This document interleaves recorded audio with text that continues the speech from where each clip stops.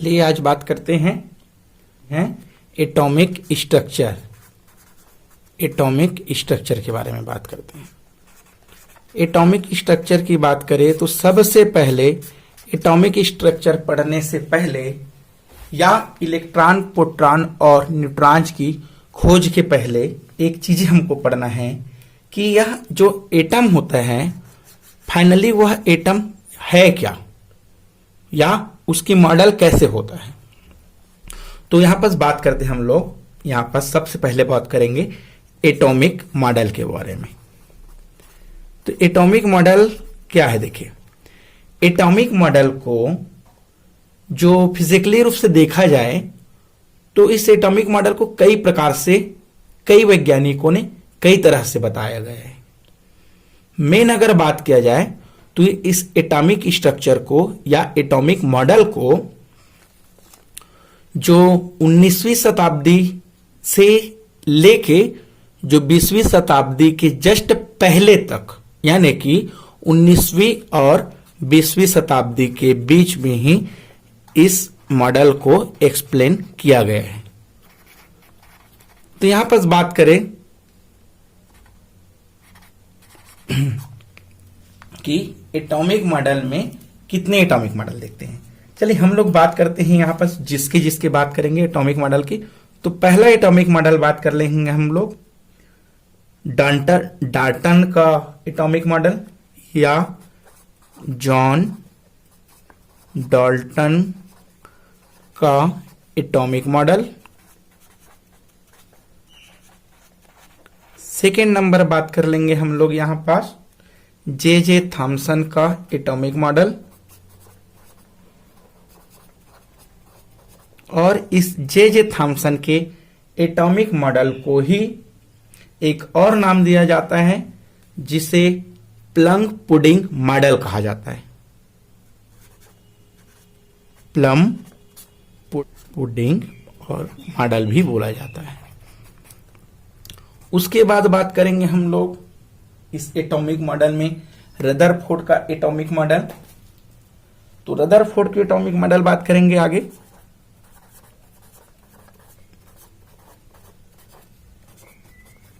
Atomic model या Rutherford model की बात कर लेंगे। अगला बात करेंगे यहां पास बोर मॉडल। बोर मॉडल या बोर का एटॉमिक मॉडल।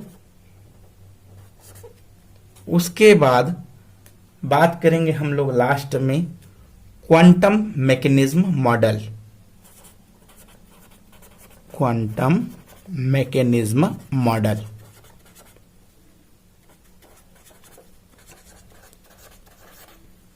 तो फर्स्ट यहां पर बात कर ले जॉन डाल्टन का एटॉमिक मॉडल के बारे में। तो जॉन डाल्टन के एटॉमिक मॉडल क्या बोलता है। फर्स्ट नंबर पर बात कर ले जॉन डाल्टन का एटॉमिक मॉडल।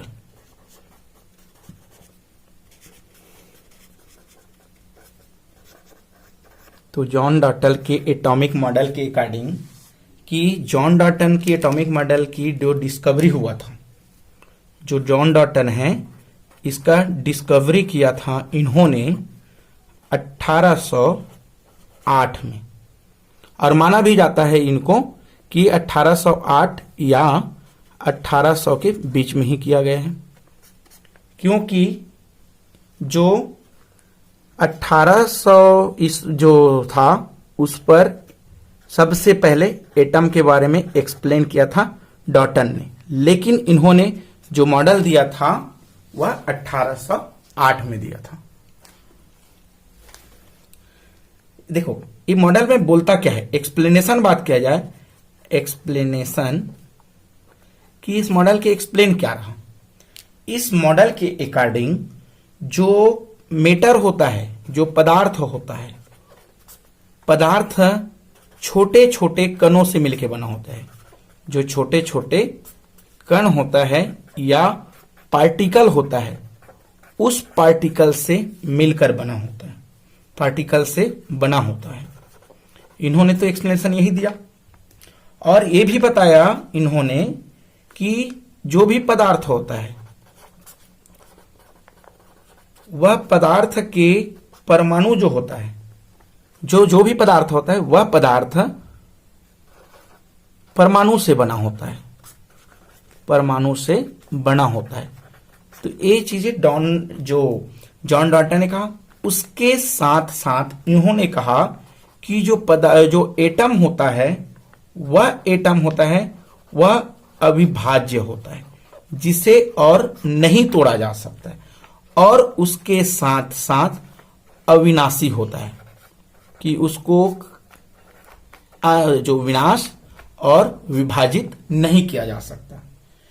इन्होंने तो अपना एक्सप्लेनेशन दे दिया, लेकिन इसके भी लिमिटेशन था कि इस मॉडल के अकॉर्डिंग सभी चीज जो टर्म था उस एक्सप्लेनेशन को कंप्लीट फॉर्म पर एक्सप्लेन नहीं कर पाया, क्योंकि इस टाइम इसके बाद दिया था रदरफोर्ड ने। तो रदरफोर्ड के पहले जो मॉडल था डॉल्टन ने, सबसे पहले जॉन डॉल्टन ने दिया है। और इस जॉन डॉल्टन के अकॉर्डिंग हमको पता है कि जो एटम होता है वह जनरली इलेक्ट्रॉन, प्रोटॉन और न्यूट्रॉन से मिलकर बना रहता है। इस वजह से इस एटम को अविभाज्य है कहना सही नहीं रहा। क्यों सही नहीं रहा? क्योंकि इस अविभाज्य कण को इलेक्ट्रॉन, प्रोटॉन, न्यूट्रॉन में और छोटे छोटे तोड़े जा सकते हैं। इस तरह से इस जॉन डॉल्टन एटॉमिक मॉडल का ये लिमिटेशन रहा। फिर इस मॉडल के चलते ही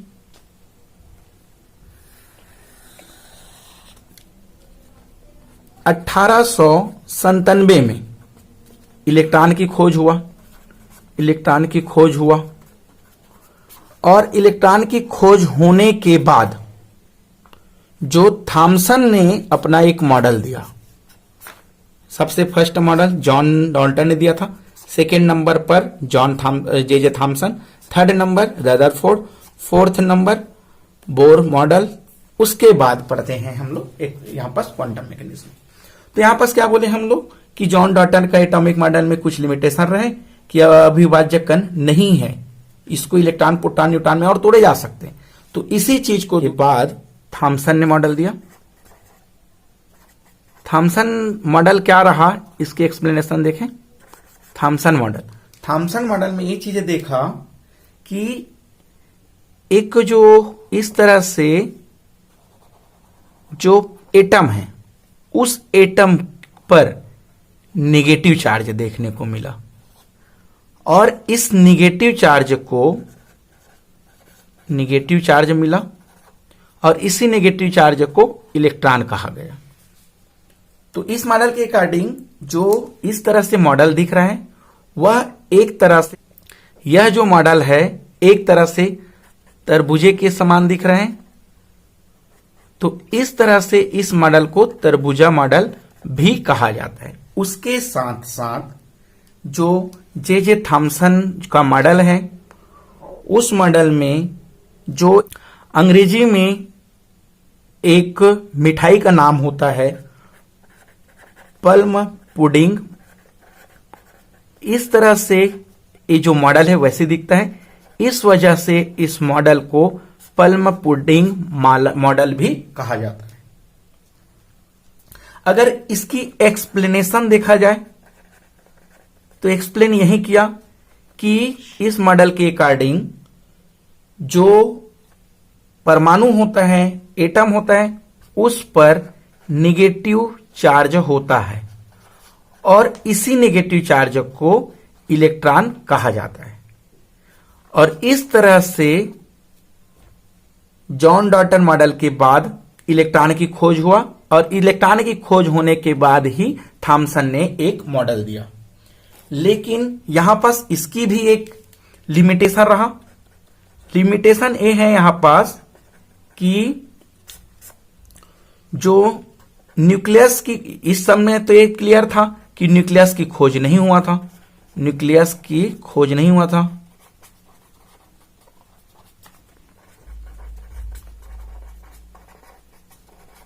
जिसके वजह से इन्होंने बताया कि जो नेगेटिव चार्ज होता है, जो कि इलेक्ट्रॉन होता है, वह बैलेंस रहेगा, लेकिन बैलेंस किससे रहेगा? तो उन्होंने कहा कि बैलेंस जो नेगेटिव चार्ज है वह पॉजिटिव चार्ज से रहेगा, लेकिन इस पॉजिटिव चार्ज का नाम नहीं बताया था। तो यह था इस थॉमसन मॉडल का लिमिटेशन। अगला बात करते हैं, तीसरा नंबर बात करें रदरफोर्ड मॉडल या Rutherford atomic model. Rutherford atomic model. Rutherford atomic model के अकॉर्डिंग देखा जाए तो देखिए, सब यहां पास जब देखे जो थॉमसन था, उस थॉमसन के जो मॉडल था फैल रहा, इस वजह से एक नया मॉडल आया जिसे रदरफोर्ड मॉडल कहा गया।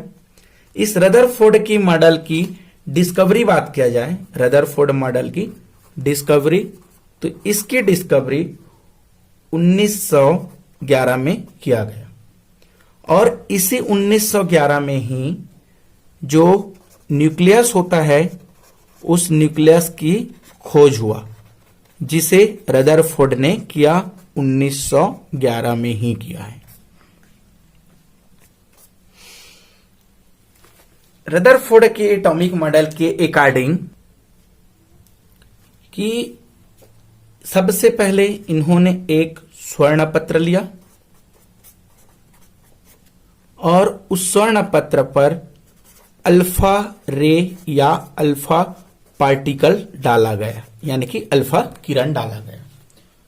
इस जो स्वर्ण पत्र ये है यहां पास गोल्ड प्लेट या स्वर्ण पत्र, और यहां से जो दे रहे हैं अल्फा पार्टिकल डाल रहे हैं, और यह अल्फा पार्टिकल इस गोल्ड प्लेट जो कि इसको एटम की तरह बात करेंगे।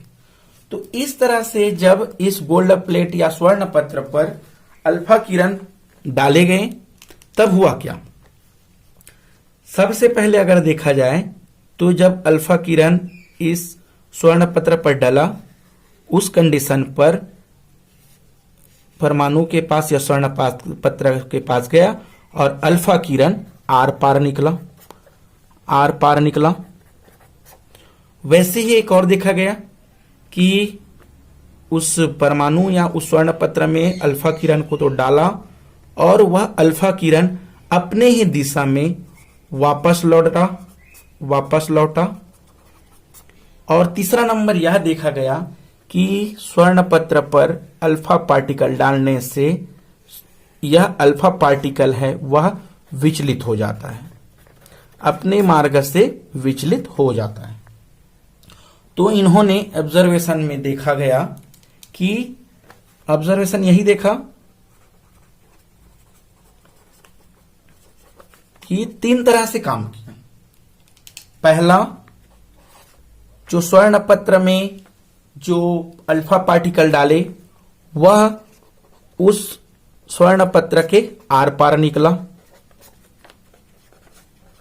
सेकेंड नंबर देखा गया कि उस स्वर्ण पत्र में अल्फा किरण डाले गए, उस कंडीशन में जो अल्फा किरण था या अल्फा पार्टिकल था वह अपने दिशा में वापस लौटे।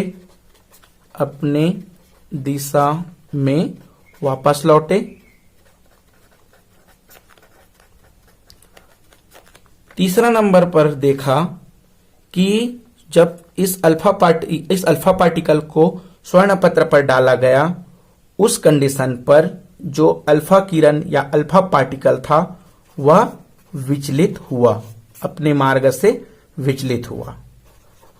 तो इस तरह से देखा। फिर रदरफोर्ड ने निष्कर्ष निकाला कि आर पार अल्फा किरण का उस स्वर्ण पत्र से जाने की वजह क्या था।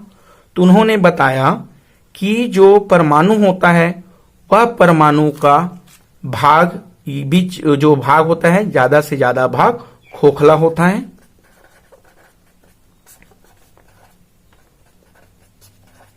और सेकेंड नंबर उसका ऑब्जर्वेशन निकाला कि अल्फा किरण या अल्फा पार्टिकल अपने दिशा में वापस लौटा। तो उन्होंने बताया कि जो बीच का भाग कठोर होता है और इसी कठोर भाग को इन्होंने न्यूक्लियस का नाम दिया गया। तो इस तरह से 1911 में रदरफोर्ड ने यहां पास न्यूक्लियस की डिस्कवरी किया। और जो अपने ही दिशा में विचलित हुआ तो उन्होंने कहा कि आउटर मोस्ट जो ऑर्बिटल होता है वहां पास या जो कक्षक होता है जिस पर इलेक्ट्रॉन लगातार चक्कर लगाते रहता है, और इस इलेक्ट्रॉन के लगातार चक्कर लगाने की वजह से जब यहां से इलेक्ट्रॉन का लगातार चक्कर लगा रहे और यहां से लाइट गया, उस कंडीशन में यह इलेक्ट्रॉन इस लाइट को विचलित कर दिया और विचलित होने की वजह था कक्षक पर उपस्थित इलेक्ट्रॉन। तो इस तरह से रदरफोर्ड की परमाणु मॉडल रहा। अगला बात करते हैं बोर के एटॉमिक मॉडल्स। बोर के एटॉमिक मॉडल के अकॉर्डिंग जो नील्स बोर था, इस नील्स बोर ने इस मॉडल की डिस्कवरी की जो 1913 में किया गया, डिस्कवरी जिनका नाम था नील्स बोर। इन्होंने बताया कि जो परमाणु होता है वह परमाणु गोलाकार होता है और उसके साथ साथ कठोर भी होता है। इन्होंने तो अपना बता दिया कि जो परमाणु होता है वह गोलाकार होता है और कठोर होता है।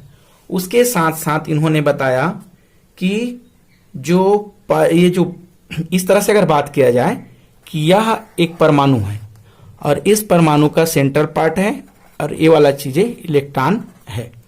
इस तरह से बोला कि जो परमाणु रहता है वह इलेक्ट्रॉन तो उसके चारों ओर लगातार घूमते रहता है, लेकिन इलेक्ट्रॉन क्या करते हैं, चारों ओर घूमता है, चारों ओर घूमता है और इसी इलेक्ट्रॉन को चक्रण करता है उस समय जो न्यूक्लियस होता है, उस न्यूक्लियस के जो पॉजिटिव चार्ज होता है वह पॉजिटिव चार्ज इस इलेक्ट्रॉन को इलेक्ट्रोस्टैटिक फोर्स से,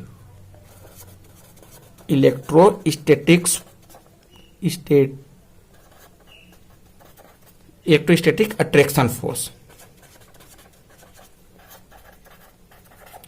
से बांधा रहता है, इलेक्ट्रोस्टैटिक अट्रैक्शन फोर्स से बांधा रहता है। इस वजह से यह इलेक्ट्रॉन जो न्यूक्लियस के चारों ओर चक्कर लगाते रहते हैं। इन्होंने साथ ही साथ यह भी बोला गया है कि एग्जाम्पल बात कर ले कि अगर एक सोडियम है, इस सोडियम में नंबर ऑफ इलेक्ट्रॉन होता है 11, तो इसके आउटर मोस्ट ऑर्बिटल पर 1 है और इसको यह डोनेट करके क्या कर सकता है, सोडियम पॉजिटिव चार्ज बन जाता है जब इलेक्ट्रॉन डोनेट हो जाए।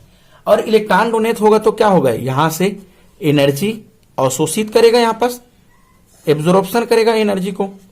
तो इसी एब्जॉर्प्शन एनर्जी और इस इलेक्ट्रॉन को फिर से अगर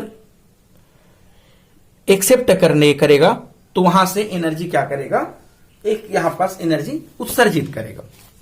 तो देखो हो गया क्या, यहां पास जब इलेक्ट्रॉन पहले इलेक्ट्रॉन को उत्सर्जित नहीं किया था उस समय वह परमाणु ग्राउंड स्टेट पर था जिसकी एनर्जी कम था, लो एनर्जी का था।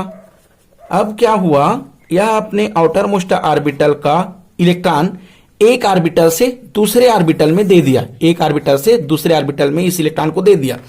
उस कंडीशन में जो वह एटम था वह एटम एक्साइटेड स्टेट में चले गए, और एक्साइटेड स्टेट में जब गया तो उसकी एनर्जी हाई हो गया, हाई एनर्जी हुआ।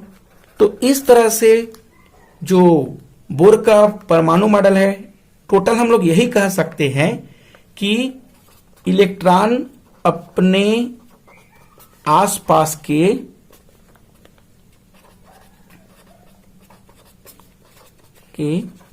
कक्षकों पर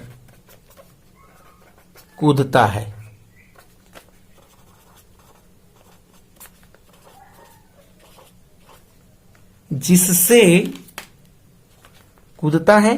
जिससे ऊर्जा का अवशोषण और उत्सर्जन होता है, अवशोषण व उत्सर्जित होता है, उत्सर्जन होता है। दो तरह से चीजें होता है, अवशोषित एनर्जी, अवशोषित ऊर्जा या उत्सर्जित ऊर्जा। तो इस तरह से बोर का एटॉमिक मॉडल रहा।